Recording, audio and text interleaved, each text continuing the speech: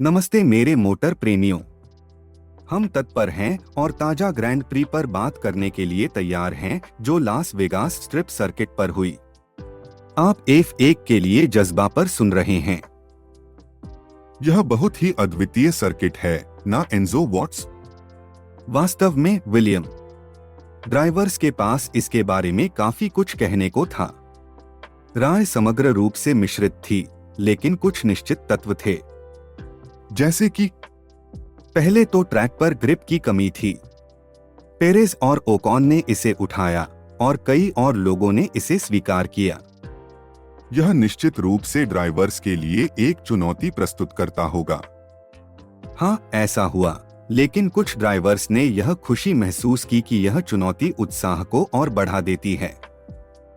वेरस्टापेन और लेक्लेर्क उदाहरण के लिए इस चुनौती को स्वीकार करते हैं, लेकिन उससे उत्साहजनक रेसिंग की प्रशंसा भी करते हैं। सुरक्षा के संबंध में कोई चिंताएं थी क्या? कार्लोस साइंज जूनियर ने टर्न 12 के बारे में कुछ चिंताएं व्यक्त की थीं, लेकिन समग्र रूप से इस ट्रैक को सुरक्षित माना गया। दिलचस्प। और सबसे महत्वपूर्ण सवाल, किसने सर्किट को अच्छी तरह से पार किया? रेस में कुछ अचानकी थी, लेकिन चार्ल्स लेक्लेर्क ने दूसरे स्थान पर फिनिश लाइन पार की। दूसरे स्थान पर कौन था? हमें आगामी चर्चाओं में उस पर गहराई से जाना होगा, विलियम।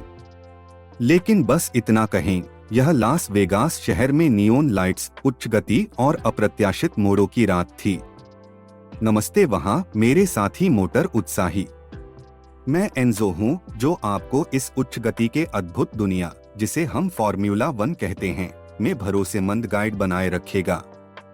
मेरे साथ मेरा दोस्त विलियम है, जो मेरे रात के खाने से भी अधिक रेसों का विश्लेषण कर चुके हैं। हाँ, सही कहा है एंजो। यहाँ होना हमेशा खुशी की बात है। जैसा कि आप जानते हैं, हम F1 के लिए जज्बा के लिए आपकी क्रू हैं, जो आपको फॉर्मूला 1 की दुनिया से नवीनतम समाचार, विश्लेषण और रोचक पीछे की दुनिया की कहानियां लाते हैं हर एक दिन। अगर अभी तक नहीं किया है तो सुनिश्चित करें कि आप उस सदस्यता बटन पर क्लिक करें, उन सूचनाओं को चालू करें और कृपया हमारे पॉडकास्ट को अपने साथी गतिमानों के साथ साझा करें। आपका समर्थन हमारे इंजनों को चलाए रखता है। और हमें एक टिप्पणी छोड़ना न भूलें। हमें आपसे सुनने में खुशी होती है और हमेशा आपके सवालों का उत्तर देने के लिए उत्सुक होते हैं। बिल्कुल विलियम। अब तैयार रहें, क्योंकि आज की खबरें आपको चक्कर में डाल देंगी। लास वेगास स्ट्रिप सर्किट पर प्रतिक्रिया ने काम में खच्चर डाल दिया है और आप हमारे साथ कुछ ऐसे टिप्पणियां साझा करने पर विश्वास नहीं करेंगे। मैं इंतजार नहीं कर सकता, एंजो वॉट्स।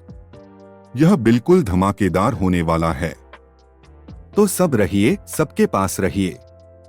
हम अपना पैर जमीन पर रखने और पूरी गति से आगे बढ़ने वाले हैं।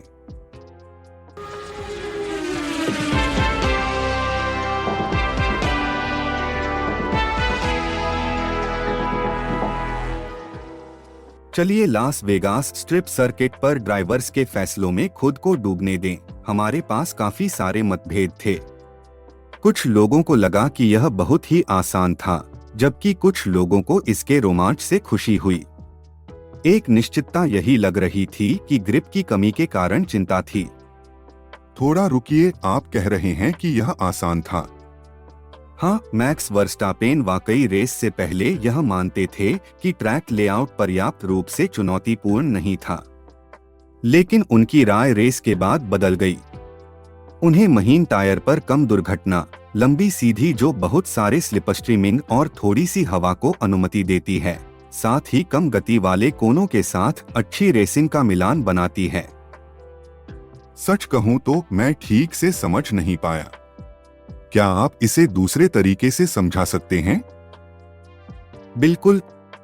वर्स्टापेन का कहना है कि हार्ड टायर जल्दी घिसने नहीं हुए, जिससे रेसिंग आसान हो गई।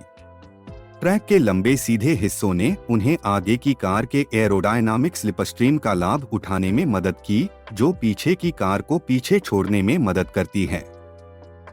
सीधे पर हवा की उड़ान भी इसे रोमांचक बनाती है। साथ ही धीमे कोनों से कार के पीछे चलते समय ज्यादा समय की हानि नहीं होती, जो फिर से पीछे छोड़ने में मदद करती है। इस प्रकार ये सभी कारक मिलकर रेसिंग को उनकी पहले से अपेक्षा से बेहतर बना दिया। समझ गया, अब समझ में आया। और ड्राइवर्स से हमने और क्या सुना?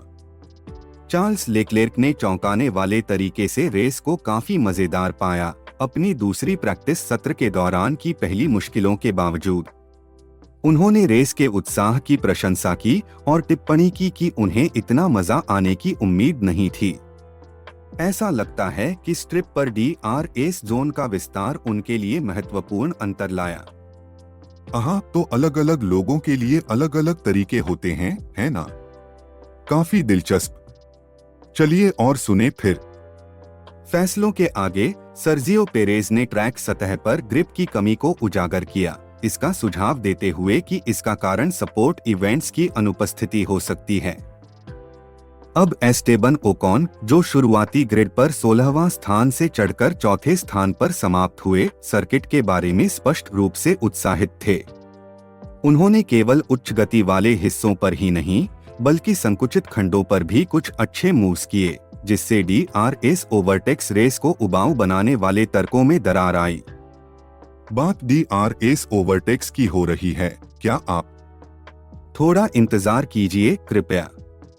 मैं लैंस स्ट्रोल का उल्लेख करना चाहूंगा, जिन्होंने भी कई स्थान जीते, ग्रिड के पिछले पंक्ति से 5वें स्थान पर समाप्त हुए। उन्हें यह रेस पसंद आई, उसे बाकू के समान बताते हुए। काफी प्रशंसा है। हाँ, लेकिन मैं यह पूछने जा रहा था। और फिर हैं कार्लोस साइंज जूनियर, जिन्होंने कुछ सुरक्षा संबंधी चिंताएं व्यक्त की, विशेष रूप से टर्न 12 के बारे में, जहां लैंडो नॉरिस का भारी दुर्घटना हुई थी। और वही बात मैं पूछने जा रहा था। मुझे उस हादसे के बारे में और जानना था। बाधा के लिए क्षमा। जारी रखें, आपका सवाल क्या था? नहीं, ठीक है। आपने पहले ही इसका उल्लेख कर दिया है। मुझे टर्न 12 की स्थिति और साइंज की सुरक्षा संबंधी चिंता के बारे में जानने की इच्छा थी। हाँ, साइंज को लगता है कि कोना सुरक्षित बनाने के साथ साथ रेसिंग को भी बेहतर बनाया जा सकता है, क्योंकि वर्तमान में वहां दूसरी कारों का पीछा करना कठिन होता है। इसलिए आइए उम्मीद करें कि आगामी साल में सुधार होंगे। मैं पूरी तरह से सहमत हूँ। सुरक्षा हमेशा सबसे महत्वपूर्ण होनी चाहिए। इसे स्पष्ट करने के लिए धन्यवाद। बेशक, मेरी पहले की गलतफहमी के लिए माफी चाहता हूँ। चिंता नहीं, हम फिर से सही रास्ते पर हैं, मजाक के साथ। चलिए जारी रखें। एक छोटे से नोट के रूप में, हम इस जानकारी को कीथ कोलिंटाइन द्वारा लिखित एक लेख से ले रहे हैं, जो रेस्पैंस साइट पर 12 नवंबर 2017 को प्रकाशित हुआ था। हाँ, रेसफैंस। यह फॉर्मूला 1 की दुनिया में एक विश्वसनीय और प्रतिष्ठित स्रोत है। लेकिन जैसा कि आप हमेशा कहते हैं, वास्तव में हमेशा महत्वपूर्ण होता है कि हम विश्वसनीय वेबसाइटों और स्रोतों से तथ्यों की पुष्टि करें। ठीक है। अब चलिए इस इंजन को गति देते हैं। अगला क्या है आपकी योजना में? आगे बढ़ते हुए जॉर्ज रसेल, हैमिल्टन के सहटीममेट, पहले तो सोचते थे कि सर्किट ट्रैक मैप के अनुसार बहुत ही साधारण है, लेकिन जब उन्होंने उस पर ड्राइव किया तो वे इसे काफी चुनौतीपूर्ण और विशेषताओं से भरपूर पाए। उन्होंने स्वीकार किया कि ट्रैक की कंडाउन फोर्स प्रकृति के कारण ओवरटेकिंग आसान नहीं थी। यह बहुत रोचक है। यह दिखाता है कि सिद्धांत और अभ्यास के बीच अंतर होता है, क्या नहीं? बिल्कुल सही। इसी बीच फर्नांडो अलोंसो, ग्रिड पर सबसे अधिक अनुभवी प्रतियोगी, का एक काफी संकटपूर्ण दृष्टिकोण था। उन्होंने ग्रिप और दृश्यता की कमी को दर्ज किया और यह बताया कि उच्च गति के कारों के कारण वे काफी ज्यादा उछाल रहे थे। उन्हें लगता है कि ये कारें सुजुका, बार्सिलोना और सिल्वरस्टोन जैसे सर्किट्स के लिए अधिक उपयुक्त हैं, जहां फॉर्मूला 1 कार वास्तव में चमक सकती है। यह बहुत मान्य तर्क है। यह आसान हो जाता है कि हम भूल जाएं कि ये कारें मूल रूप से शहरी सर्किट के लिए नहीं बनाई गई थीं। सच्चाई। अंत में नवागंतुक ओस्कर पिएस्ट्री ने कई ड्राइवर्स की भावनाओं को दोहराया और कहा कि हालांकि सर्किट उनकी पसंदीदा सूची में नहीं था, लेकिन यह एक अच्छी रेस उत्पन्न करता था। उन्होंने खासकर आखिरी चिकेन मेडी RS जोन की कीमत की प्रशंसा की, जो एक सुपर सरल ओवरटेक नहीं था। ऐसा लगता है कि इस पर हमें विभिन्न राय मिली है, जो बुरा नहीं है। विविधता हमेशा एक अच्छी बात होती है, जो एक अच्छी बातचीत के लिए हमेशा मददगार होती है। अब एल्फाटोरी ड्राइवर्स को इस हफ्ते कठिनाइयों का सामना करना पड़ा है, विशेष रूप से ट्रैक की कमग्रिप प्रकृति के कारण। डेनियल रिकार्डो सुझाव देते हैं कि दिन के पहले ही ट्रैक सत्रों को आयोजित करने से मदद मिल सकती है।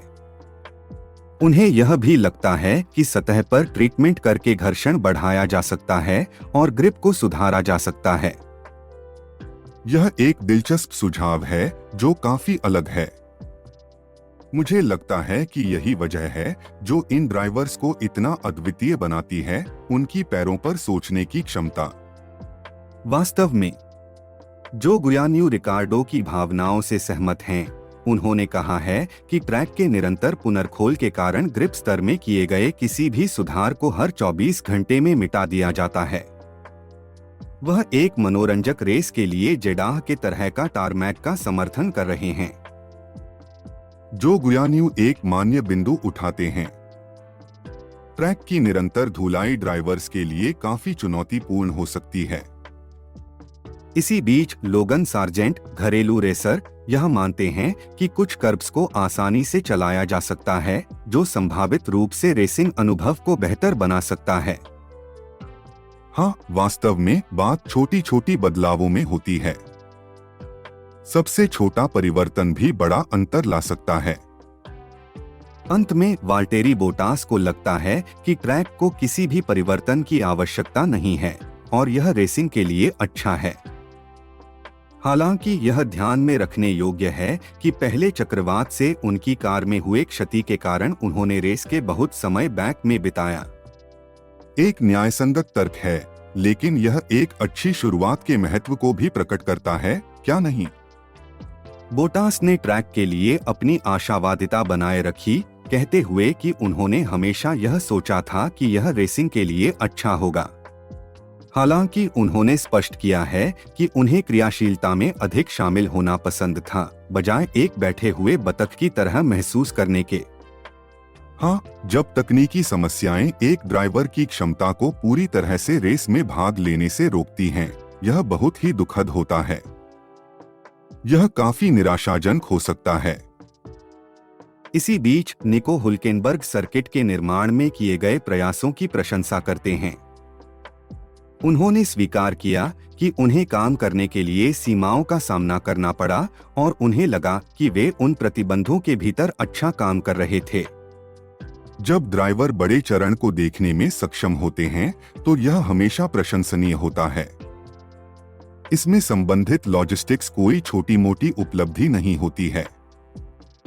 बिल्कुल सही। मजाक नहीं से मजेदार, सॉलिड से अस्पष्ट तक की प्रतिक्रियाओं का विस्तार। लास वेगास F1 ट्रैक ने ड्राइवर्स के बीच एक जीवंत विवाद को उत्पन्न किया है। प्रत्येक दृष्टिकोण पहेली में एक अलग टुकड़ा लाता है। यह निश्चित रूप से करता है। ये विभिन्न मत नए भूभूमि के अनुकूलन के बारे में याद दिलाते हैं। जितना कि यह गति और रणनीति के बारे में होता है, उतना ही वाहन रेसिंग की दुनिया के बारे में होता है। विलियम, आज के बारे में ऑनलाइन चर्चा क्या है? चलो देखते हैं। लगता है कि नॉर्मन प्रिंगल नाम के एक उपयोगकर्ता ने काफी विवाद पैदा किया है। उन्होंने यह दावा किया है, विल बक्सटन, रेड बुल ने शायद यह अनुभव किया है कि डैनियल की जगह लेने के लिए एकमात्र ड्राइवर डैनियल ही हो सकता है। अगर वह अपनी पुरानी फॉर्म में वापस आता है तो वे उसे मैक्स के साथ कार में बैठा देंगे, क्योंकि मेरे ख्याल से वे दो ड्राइवर टीम के रूप में सबसे अच्छे ड्राइवर लाइनअप थे। हाँ, ऐसा लगता है कि यह एक गर्मागर्म चर्चा है। प्रतिक्रियाएं कैसी दिख रही हैं? सच्चाई यह है कि यह काफी विविध है। विग्नर उदाहरण के लिए अपने शब्दों को नहीं चाटता है। उन्होंने कहा, डैनियल को खुद को खेल में लगाना चाहिए और अगर डैनियल को रेड बुल में घूमने का कोई मौका चाहिए तो डैनियल को काम करना होगा। पुराना शब्द खेल। क्या और कोई दिलचस्प टिप्पणी है? हाँ, जिम बॉब जेम्स नामक एक उपयोगकर्ता ने एक काफी मजेदार टिप्पणी की है। उन्होंने कहा, मुझे वह भाग पसंद आया जहां उसने खुद को एक अचार बना दिया और चिल्लाते हुए घूम रहा था, हे क्रिश्चियन, मैंने खुद को एक अचार बना दिया है। मैं पिकल रिक। यह काफी मजेदार है। क्या और कोई मनोहारी बातें हैं? ओह हाँ, वहाँ एक उपयोगकर्ता है जिनका नाम DBR3000 है, जिन्होंने जीत की महत्वपूर्णता पर एक बात कही है। उन्होंने कहा, रेसिंग जीतने के बारे में है और वह टर्बो हाइब्रिड युग में एकमात्र मैक्लारेन ड्राइवर हैं जिन्होंने एक रेस जीती है, जिसमें Lando, Oscar, Fernando, Stoffel, Carlos, Jenson और सर्जियो जैसे ड्राइवर्स शामिल हैं। 2 विश्व चैंपियन और 4 रेस विजेता हैं, लेकिन किसी ने भी मैक्लारेन में जीत नहीं हासिल की। अनुभागीय उद्धरण। और इसका जवाब एक और उपयोगकर्ता के द्वारा दिया गया, जिनका नाम कूपर जोन्स है, जिन्होंने उचित उत्तर दिया, तो क्या माल्डोनाडो ग्रिड के अधिकांश से बेहतर है?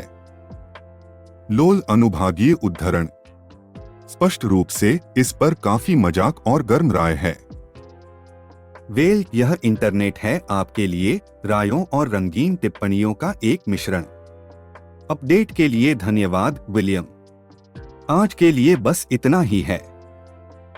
हमने हाल की रेस और ड्राइवर्स के रिएक्शन पर एक उत्साहजनक चर्चा की है। इस रोमांचकारी सफर में हमारे साथ जुड़ने के लिए धन्यवाद। कृपया हमारे चैनल को सब्सक्राइब करें और नोटिफिकेशन बेल को चिलकाएं ताकि आप हमारे किसी भी एपिसोड को न छुएं। अपने दोस्तों, अपने फॉर्मूला 1 व्हाट्सएप ग्रुप, फेसबुक पर या अपने संडे रोस्ट के दौरान हमारे चैनल को शेयर करें। एक टिप्पणी छोड़ना न भूलें और हमें अपने विचारों के बारे में बताएं। बिल्कुल। और अगर आपके पास कोई सवाल है तो झिझक न करें और पूछें। आपको पता है, हम शायद एक भविष्य के एपिसोड में उनका जवाब दे सकते हैं। हम हर दिन प्रसारण पर हैं, इसलिए सुनिश्चित करें कि आप कल फिर से वापस आते हैं और फॉर्मूला 1 से जुड़ी सभी चीजों का रोजाना खुराक लें। हमेशा कुछ रोचक होता है आगे की ओर। फिर से सुनने के लिए धन्यवाद और हमें आपके अगले साथ जुड़ने की उम्मीद है। याद रखें, मेटल पर पेडल दबाएं, सड़क पर नजर बनाए रखें। हमारे चैनल की सामग्री सोने की तुलना में है।